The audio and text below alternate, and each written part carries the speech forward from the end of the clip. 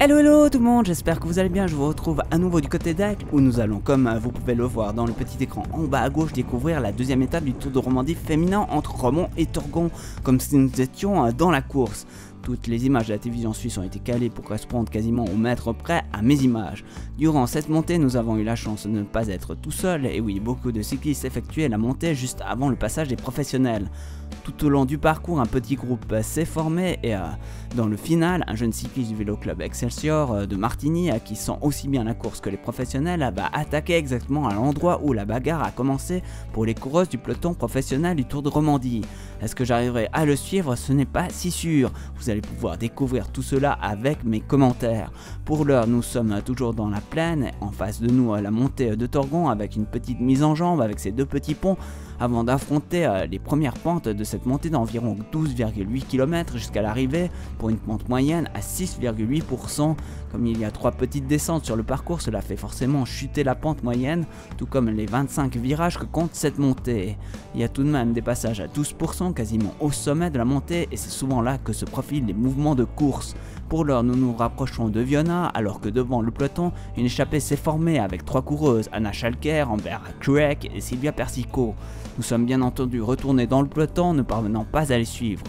Pour nous, la favorite du jour est sans aucun doute Demi Vollering qui connaît plutôt bien la région puisque avant le Tour de France qu'elle a remporté brillamment sur l'avant-dernière étape, elle est venue participer pour la seconde année consécutive à la course de côte Martigny-Montvoisin qu'elle a remporté dans sa catégorie en terminant 8ème du scratch avec un temps de 1h12 minutes et 42 secondes. Entourée de nombreux coureurs de l'élite suisse qui ont tous salué son travail, elle qui durant toute la montée n'est pas restée cachée dans les roues. Même si elle termine à 3 minutes du meilleur des hommes, elle a surtout mis plus d'1 minute à sa montée de l'année précédente, prouvant ainsi avant le Tour de France sa grande forme. Nous ne pouvons que remercier cette grande championne qui nous a fait l'honneur de sa présence et de sa grande disponibilité durant cette journée où elle était bien entendu la guest star de cette 53e édition.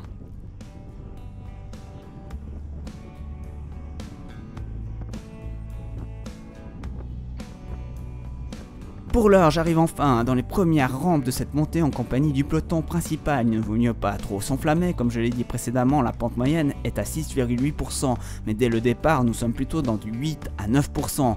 Rien d'insurmontable, mais tout de même, la montée est assez longue, donc inutile d'attaquer dès le départ. En plus, nous avons Antona Lindermayer pour donner le rythme de ses premiers contreforts. Et le rythme est plutôt rapide, car si au début de la montée l'échappée compte 1 minute d'avance sur le peloton, cet écart va rapidement se réduire. Et pour avoir vu passer Silvia Persico et Anna Schalker devant mes yeux, je peux vous dire qu'elles ne ménagent pas leurs efforts et roulaient plutôt sur un gros rythme, Silvia Persico relançant souvent l'allure alors qu'Anna Schalker semblait plutôt dans un rôle défensif. En tout cas, ce début de montée est l'occasion pour les coureuses de prendre un dernier ravitaillement, pas toujours évident, mais comme la vitesse est déjà moins importante, c'est bien plus facile d'attraper une gourde. Pour ma part, les miennes sont encore bien remplies, par contre mon ravitaillement ne sont pas dans mes poches, mais dans mon sac de transport avec mon repas pour midi. Nous sommes au 10e kilomètre où nous rattrapons Amber Cruek qui a très vite été lâchée du groupe de tête dès les premiers kilomètres de cette montée. Ainsi elle regarde passer le peloton des favorites toujours emmené par Antonia Niedermayer de la Canyon SRAM Racing. Nous nous retrouvons du côté de Bonne Année pour voir passer toutes ces grandes championnes qui montent à grande vitesse. Ne manque à l'appel que la championne du monde Lotte Kopecky, après ses nombreuses victoires au championnat du monde de Glasgow, que cela soit sur la route ou sur la piste, avait sans doute besoin de respirer un peu. Pour la remplacer niveau palmarès, nous avons la championne olympique de cross-country, Yolanda Neff, qui perd du terrain. Elle n'arrive malheureusement pas à suivre le rythme effréné, toujours dicté par Antonia Lindermayer, mais pas sa bonne humeur. Nous sommes à environ 6 km de l'arrivée, à un peu moins de 4 km du Grand Prix de la montagne que je compte bien accrocher. Nous rattrapons à cet instant précis l'échappée composée d'Anna Schalker et Silvia Persico qui en se retournant ont bien compris que leur fugue vient de s'achever à leur plus grand désespoir. Pour ma part, je profite de cet instant de légère confusion pour attaquer de derrière, histoire de surprendre tout le monde. Je monte doucement à la hauteur de mes adversaires pour planter un démarrage éclair, histoire de les mettre tous dans le vent. Je donne mon maximum pour creuser un gros écart sous l'encouragement du public en délire. Personne n'est parvenu à prendre ma roue, je poursuis pressant sur mes pédales comme un beau diable. Je me retourne et je ne peux que constater les dégâts. Je suis moi-même surpris d'avoir creusé un si gros écart sur mes adversaires qui ne s'attendaient pas à une attaque aussi fulgurante. Dans ma tête, je pense déjà à la victoire. Bon, J'exagère peut-être un peu, voire beaucoup. En vérité, j'ai demandé un banc de sortie, histoire de pouvoir m'arrêter, prendre quelques images de cette magnifique vue que nous pouvons avoir de tout là-haut. La vue en vaut la chandelle, vous pourrez me le dire en commentaire si cela en valait vraiment le coup, dans quelques minutes. Mais je risque bien de le payer plus tard. Pour le plaisir des yeux, je viens d'user une cartouche et j'en ai pas beaucoup en réserve. J'ai tout de même fourni un bel effort, sans doute trop violent, alors que nous approchons doucement des 5 derniers kilomètres. Élise Chabet, notre coureuse suisse spécialiste des classiques et qui nous a fait une belle démonstration de son talent durant la course en ligne des mondiaux de Glasgow, craque à mon grand désespoir. Et oui, tout comme moi, la coureuse semble pressée d'aller admirer la vue. Elle aurait pu quand même attendre Élise. Le temps pour moi de m'arrêter, que je me fais rattraper.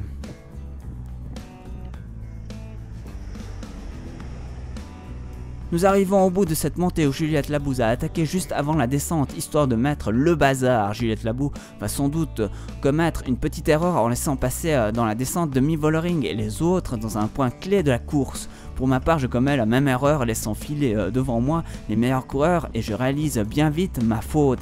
Dans cette descente courte et rapide avec de nombreux virages et une épingle à cheveux dans son final, avant d'attaquer les pourcentages les plus redoutables du parcours avec du 12%. C'est souvent en bas de cette descente que les premières banderies commencent. Il vaut mieux être bien placé, ce qui n'est de loin pas mon cas. Grâce à mon léger surpoids, je reviens sans forcer pour me replacer directement derrière le coureur qui me semble le plus dangereux et qui, tout comme moi, a du lest dans son sac. Tout porte à croire qu'il connaît parfaitement le terrain et qu'il est plutôt malin, car il porte tout d'abord une attaque en facteur sans donner l'impression de véritablement accélérer.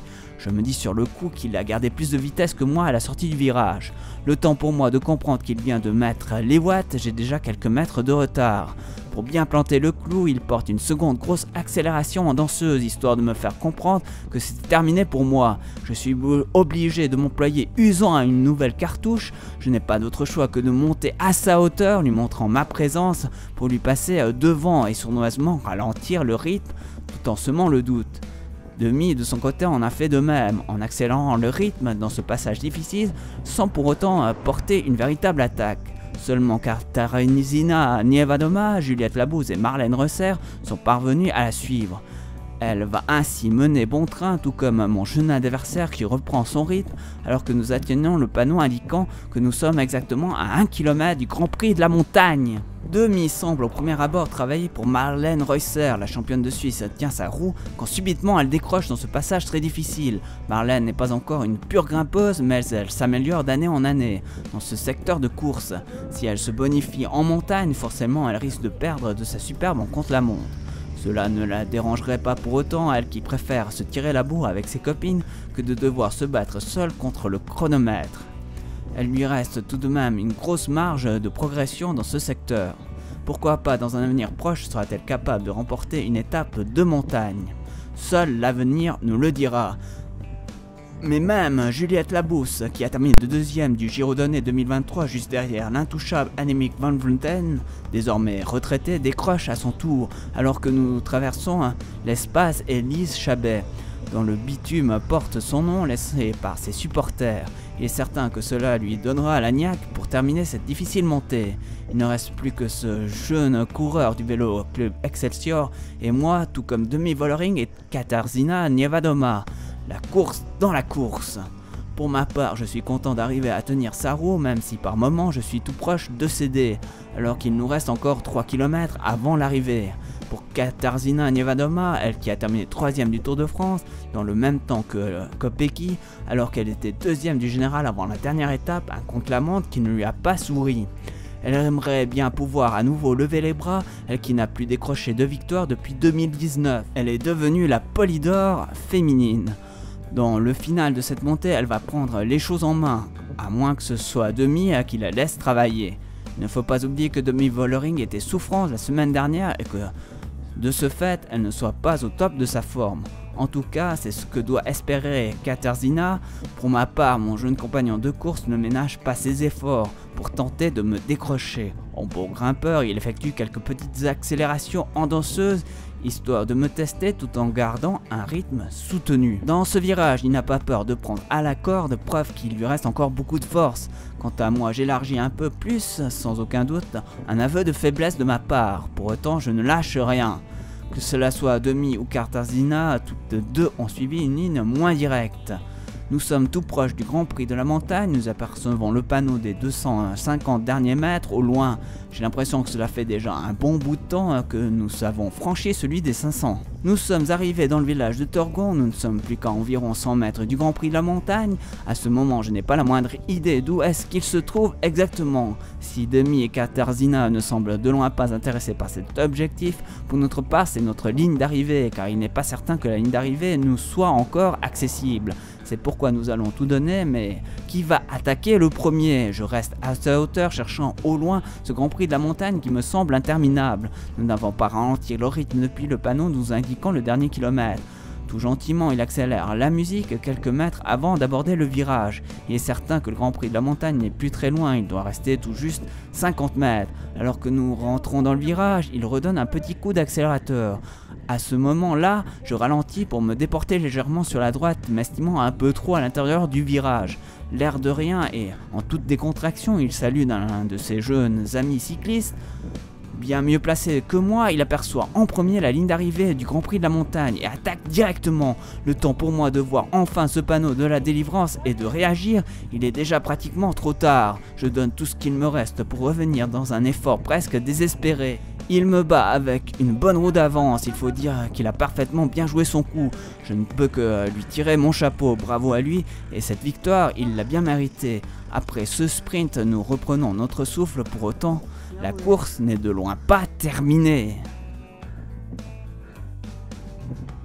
Il nous reste exactement 2 km avant l'arrivée, ce n'est franchement pas les plus durs, mais après cette longue montée et ces nombreux efforts concédés, cela commence à devenir difficile.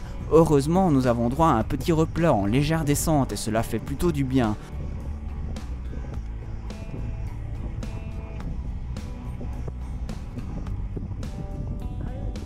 Tout comme Demi Vollering, mon jeune adversaire profite de cet instant pour s'hydrater. Pour ma part, je cherche juste à récupérer. Je joue les morts, tandis que Demi joue la carte Marlène Reusser pour ne plus avoir besoin de rouler. Et voilà que la route s'élève à nouveau. Franchement, à son âge, il semble avoir déjà une sacrée expérience, car bien plus tard, c'est à cet endroit même que Marlène Reusser va aussi attaquer pour lâcher tout le monde et revenir tout proche du duo de tête. Pour ma part, je n'ai pas d'autre choix que de suivre son attaque ou de le laisser filer pour de bon. En constatant qu'il n'est toujours pas parvenu à me lâcher, il ralentit légèrement. Lui aussi a déjà usé beaucoup de cartouches. Je reviens à sa hauteur et je joue le coup du bluff en lui disant que je n'ai plus de jambes. Mais c'est plus véritablement du bluff quand t'as vraiment plus de jambes.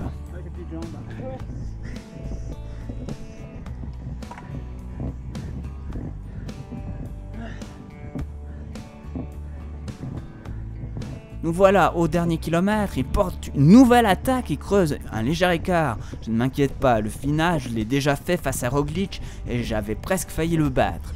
Je ne suis plus trop inquiet car à ce moment de la course il n'y a plus de grosses montées et ce final est bien plus à mon avantage, moi qui suis plutôt un rouleur qu'un grimpeur. Malheureusement nous sommes ralentis avant la descente et oui, il y a un peu de circulation dans cette intersection, la prudence est de mise. De mon côté, je suis obligé d'arrêter Vollering et Niewiadoma, qui elles ne sont aucunement gênées dans ce carrefour. La descente est très courte et derrière nous allons retrouver un long faux plat montant. Il accélère gentiment mais sûrement, je lui laisse quelques longueurs alors que nous sommes passés tous les deux sur le grand plateau. Je n'en doute pas que Vollering et Niewiadoma en ont fait de même s'il est difficile de le voir en vue d'hélicoptère. Derrière, Marlène Reusser revient en force, il ne reste que quelques mètres à combler. Mais Niewiadoma ne lâche rien. Voilà que notre jeune cycliste du Vélo Club Excelsior porte son accélération sans doute un peu trop tôt. En bon pistard que je suis, j'effectue un sprint décollé pour lui passer devant bien avant la ligne d'arrivée. J'ai bien dû mettre tout ce qu'il me restait dans les jambes pour parvenir à passer devant alors que nous approchons du plateau de la télévision suisse romande.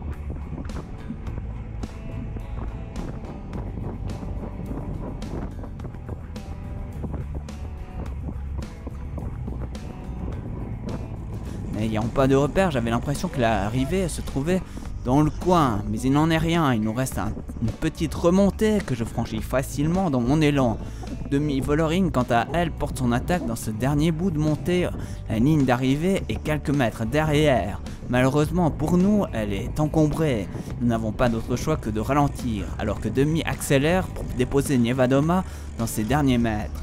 Je franchis la ligne d'arrivée avec Vollering, notre compagnon d'échappée quant à lui arrive pour compléter le podium.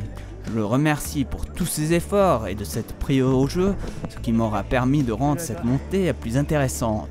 Le résultat final, vous devez le connaître puisque c'est Demi Vollering qui remporte cette étape ainsi que le Tour de Romandie 2023. Sa seconde n'est autre que Nevadoma qui aura tout tenté dans la dernière étape d'une course très animée. A noter que Marlène Reusser termine 3e. Je me permets de féliciter au passage toute l'organisation du Tour de Romandie avec ses nombreux collaborateurs et bénévoles ainsi qu'à la télévision suisse romande pour la réalisation de cette course. Petite dernière remarque, et n'hésitez pas à me dire si vous êtes d'accord avec moi, mais j'ai eu bien plus de plaisir à regarder ce Tour de Romandie féminin que la Vuelta des hommes, souvent ennuyeuse. Chez les femmes, les courses sont bien plus animées, comme la dernière étape qui nous a tenus en haleine jusqu'à la fin. Un grand merci à vous de m'avoir suivi dans cette aventure. Moi je vous dis à tout bientôt dans une nouvelle vidéo qui sera mon parcours rêvé pour une prochaine étape du Tour de Romandie. D'ici là, portez-vous bien, roulez bien, salut, bye bye. Au passage, nous croisons nos deux autres compagnons, un grand merci à eux aussi.